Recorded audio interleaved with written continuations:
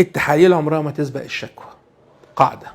يعني ما يجيليش مريض في ايده تحاليل وهو مش عارف الشكوى بتاعته ايه ويقول لي انا كنت بعمل تشيك اب، او ان انا رحت للدكتور وطلب تحاليل هو مش عارف هو طلبها ليه والمريض قلقان وجاي لي مرتبك. النهارده هتكلم على السيناريو المظبوط لمريض المفاصل، ازاي وامتى بنطلب التحاليل ومين اللي يطلبها ومين اللي يفسرها. النهارده هنتكلم على التحاليل والروماتيزم.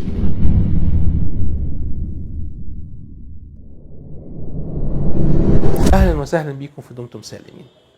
الاصل في الطب المريض بيروح بشكوى معينه للدكتور، الدكتور بيكشف على المريض، بيكشف على الشكوى الرئيسيه بتاعته، مش مجرد يسمعه، يكشف عليه بايده، وبعدين يكشف على اجهزه الجسم المختلفه وياخد التاريخ المرضي كويس والادويه اللي ماشي عليها المريض، وبعد كده يشوف كمان الفحوصات القديمه ويطلب الفحوصات الجديده بناء على التشخيصات المحتمله اللي هو حطها، او عشان يوصف دواء معين يطمن على الكبد والكلى وصوره الدم قبل ما يبدا الدواء. الدراسات بتقول ان لو العكس حصل والمريض عمل تحليل لأي سبب من الأسباب، لأن عنده تاريخ في العيلة وخايف على نفسه، لأنه الشكوى بتاعته حد قال له اعمل التحليل الفلاني، لأنه راسل دكتور عن طريق الإنترنت من غير ما يكشف وقال له اعمل التحليل الفلاني، أو لأنه بالصدفة عمل التحليل ده لأي سبب من الأسباب، لقينا ان التشخيصات الخاطئة والحالة النفسية اللي بيخش بيها المريض حسب الدراسات بتكون أسوأ بكتير قوي من لو اتشخص بالطريقة المظبوطة. ضيفوا على كده كمان ان التحاليل المناعية بتاعتنا بتاعت الاجسام المضادة ايا كان المرض ممكن تكون ايجابية 20 سنة قبل ظهور المرض، ومش من حقنا كدكاترة ان احنا نعالج التحليل، احنا بنعالج مرض، وبالتالي ممكن جدا المريض يخش في فترة توتر شديدة جدا ويحصل له انه يهيج جهاز المناعة ويبدأ المرض المناعي مبكرا لمجرد انه عمل التحليل بدون شكوى. الحاجة التانية المهمة جدا اللي عايز اكلمكم فيها ان مفيش تطابق 100% ما بين اي تحليل واي مرض، بمعنى ان احيانا كتير قوي التحاليل تبقى ايجابيه والمرض مش موجود، واحيانا العكس تبقى التحاليل كلها سلبيه والمرض موجود. طب دي جت ازاي؟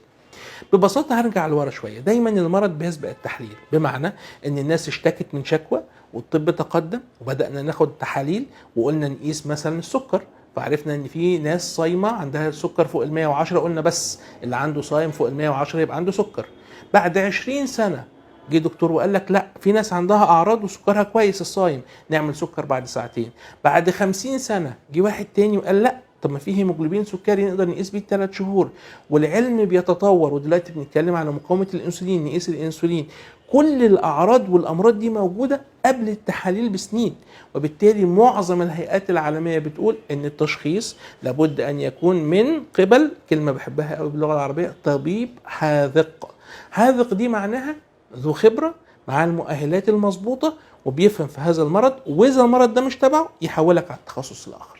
أنا عضو في كذا مجموعة سواء على الواتساب أو على الانستجرام أو حتى على التليجرام أو الفيسبوك، بلاقي كتير قوي عيانين يبعتوا تحاليل ويسألوا أسئلة واللي يرد عليهم عيانين تانيين. أرجوكوا بلاش ده، خصوصا بعد توافر كتير من زمايلنا وانا واحد منهم اللي بنقدر نطلع على التحاليل ونفيد المريض، وغالبا بقول له لو عندك شكوى قول لي ايه هي الاول قبل ما ابص على التحاليل. واخيرا صدق العليل ولا تصدق التحاليل، روح للدكتور واكشف قبل ما تروح المعمل وتعمل تحاليل. ودمتم سالمين.